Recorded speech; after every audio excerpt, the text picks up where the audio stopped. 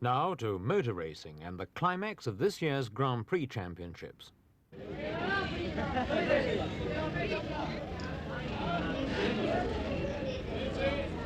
This was the scene at Monza last week before the start of the Formula One Italian Grand Prix, the 10th race in the 1972 championship.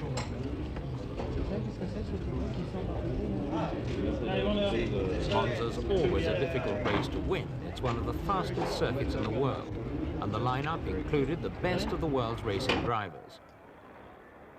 Jackie Ickx, the young Belgian ace, was there driving a Ferrari. So too was the former world champion Graham Hill in a Brabham. And of course the reigning world champion Jackie Stewart. Let's have it the other way in this one as well. Keep it where it is in 005. Leave this one alone and leave that one. Yes. But most eyes at Monza were on a relative newcomer to racing, Emerson Fittipaldi, a 25-year-old Brazilian who came to the race with an almost unassailable lead in this year's championship. A chief team driver for Lotus, Fittipaldi was 25 points ahead of his nearest rivals. In race after race this year, Fittipaldi and his car, the Lotus John Player Special, have proved faster and more reliable than anything else on the track.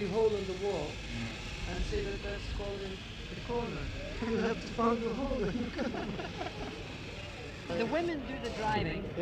1972 really has been Fittipaldi's year. He's established himself as the brightest prospect on the international racing circuit since Stewart himself came to the fore 10 years ago. The two men are, in fact, close friends. They came to Paul Ricard, the people who were in Paul Ricard, and said, could you manage? They were going to have it in the weekend. And I said, well, you do racing. I tell them, where do you go? Fittipaldi came to Italy with outright wins in 4 of this year's Grand Prix. And even outside the Grand Prix circuit, he's developed the winning habit. Here at Brands Hatch in England, he won the richest race in Europe, the Rothmans 50,000, with a superlative display of driving skill.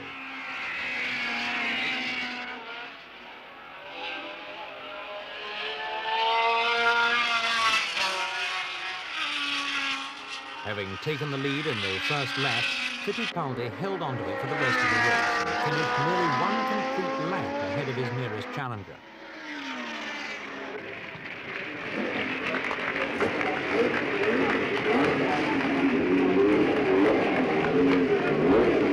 It was a phenomenal performance from both men and machine, especially since the race was half as long again as a normal Grand Prix, 118 laps, 312 miles.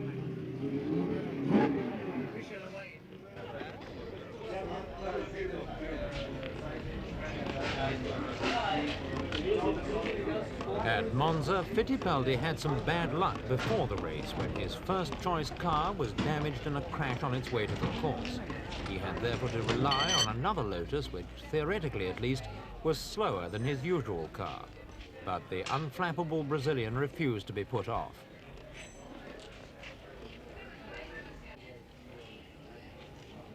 In the pits before the race, we spoke to him. Once you are world champion, if you are world champion, that after, you have reached the top and there's really nothing more after that.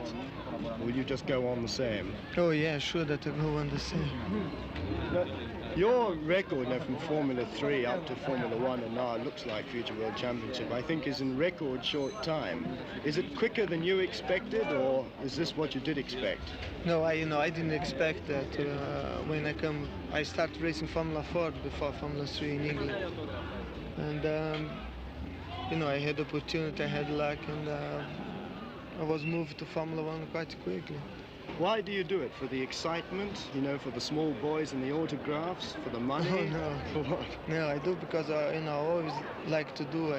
I used to pay a lot to race in Brazil. I used to work during the week to race on the weekends just because I love, Fittipaldi comes from a remarkable racing family. His father was a motor racing correspondent, and his brother Wilson is also a Grand Prix driver with Chapman. He explained their passionate The first reason, in because racing. all the life for me and for Emerson, we live in between the motor race. In South America, in Brazil, when I was 5 years old, 6 years old, I go all the races, watch the race, and Emerson with me. And we start when we have 14 years old, you know, we start in go-karts. And when I was 18 years old, I changed for the cars, and the Emerson started the karts. Do you have a sense of strong competition with him? No, when I start in a motor race, you know, I look for Emerson like I look for everybody in motor race. But in some case, if possible for me, help Emerson, I help Emerson. In the race? Yes, in the race. If he's maybe come another people, I don't help. But if possible, for me, I help Emerson, and I know if he change this, if possible for Emerson to help him, I know he help him. Are there any drivers who are driving now who you fear more than Emerson on the track, who you think are faster? Today, Yes. Emerson, if you put Emerson and maybe Stewart at one side and X the other side, I think Emerson today drive very, very, very well. I don't know if he's the fast man today in the world, but if he don't the fast man, maybe like X, like Stewart.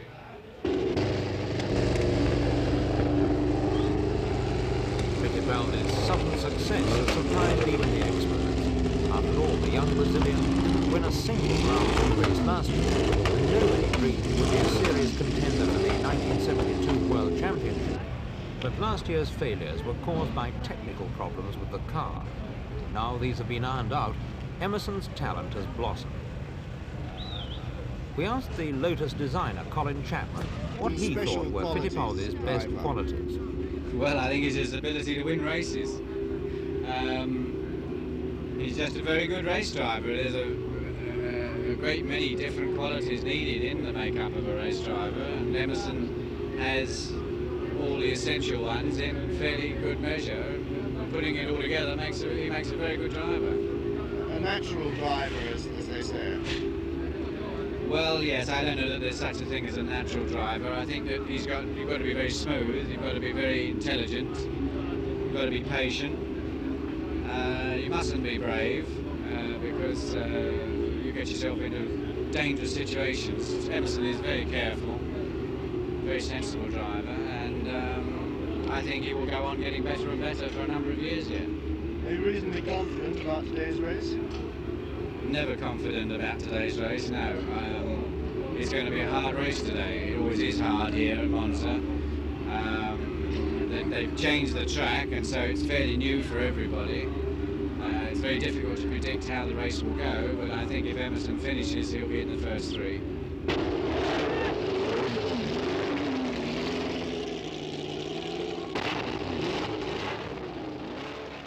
Fittipaldi could only manage the 5th fastest time in practice because his reserve car hadn't been fully race-tuned.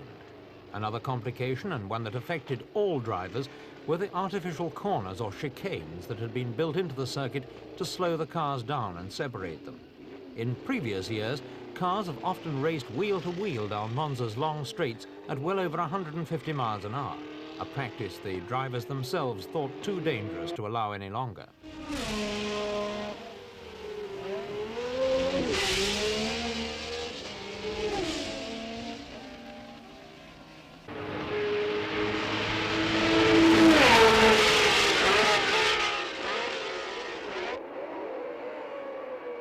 "26 cars roared off at the start of the 43rd Italian Grand Prix, with Fittipaldi needing only to finish 4th to be sure of the World Championship.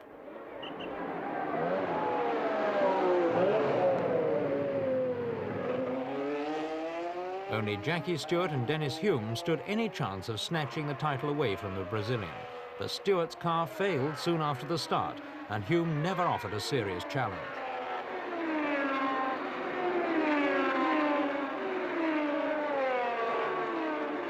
Leader for most of the race was the Belgian Jackie X, but 10 laps from home, his Ferrari developed an electrical fault and he had to retire from the race. Fittipaldi, who was just 2 seconds behind, seized his chance and streaked into the lead.